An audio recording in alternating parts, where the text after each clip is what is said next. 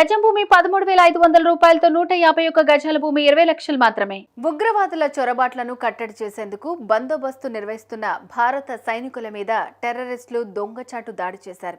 జమ్మూ కాశ్మీర్లో జరిగిన ఓ తాజా దాడిలో 5 జవాన్లు వీర మరణం పొందారు. ఇంతకీ ఈ దాడి ఎలా జరిగింది?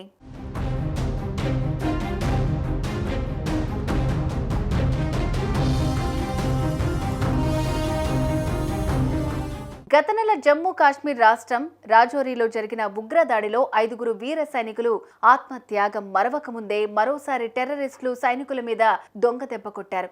జమ్మూ కాశ్మీర్లోని పూంచ్ జిల్లాలో జవాన్ల తరలింపు ఉన్న 2 సైనిక వాహనాలపై గురువారం ఉగ్రవాదులు కాల్పులకు తెగబడ్డారు. పూంచ్ జిల్లాలోని ధేరా గాలి బ్లూఫియార్ మధ్య గల దత్యార్ మోర్ వద్ద గురువారం మధ్యాహ్నం 3:45 ప్రాంతంలో ఈ దాడి జరిగింది.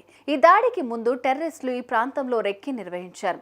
ఈ మార్గంలో ఓ ప్రమాదకరమైన మలుపు ఉంది. ఈ మలుపు దగ్గరకు వచ్చిన సైనిక వాహనాలు కొద్దిగా స్లో అవుతాయి.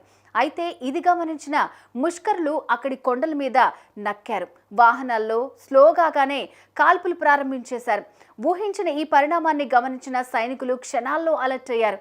అయితే కొన్ని క్షణాల్లోనే బుల్లెట్ల వర్షంలా దూసుకొచ్చాయి. వాహనాల్లో ఉన్న 5 మంది వీర జవాన్ల శరీరాలకు తాకాయి. దాంతో వారి ప్రాణాలు గాల్లో కలిసిపోయాయి. అటు ఈ దాడికి తమదే బాధ్యత అని పాకిస్తాన్ కు చెందిన లష్కరే తోయిబా అనుబంధ సంస్థ పీపుల్స్ యాంటీ ఫ్యాసిస్ట్ ఫ్రంట్ ప్రకటించుకుంది.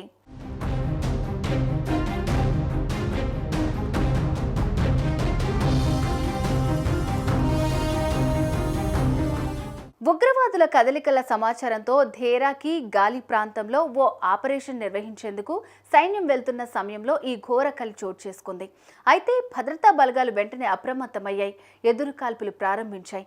దీంతో ఆ టెర్రరిస్ట్ కుక్కలు పారిపోయాయి. సుమారు 3-4 తీవ్రవాదులు ఈ కాల్పుల్లో పాల్గొన్నట్లుగా అధికారులు భావిస్తున్నారు. కాల్పులు జరిగిన ప్రాంతంలోకి పెద్ద ఎత్తున సైన్యం తరలి వెళ్ళింది. ఆ ప్రాంతంలో అణువణువును గాలిస్తోంది. అటు తీవ్రవాదులు తమ డెన్లోకి పారిపోయేందుకు వీలున్న అన్ని ప్రాంతాల్లో సైనికులు మోహరించారు. దెబ్బకు రెండింతల దెబ్బ కొట్టే దిశగా ముందుకు కదులుతోంది. టెర్రరిస్టుల కదలికలు పసిగట్టేందుకు వేట కుక్కలతో పాటు డ్రోన్లను వినియోగిస్తోంది. దేశ రక్షణలో అసువులు బాసిన ఆ భారతమాత ముద్దు బిడ్డలకు భారతదేశం మొత్తం నివాళి ఘటించింది.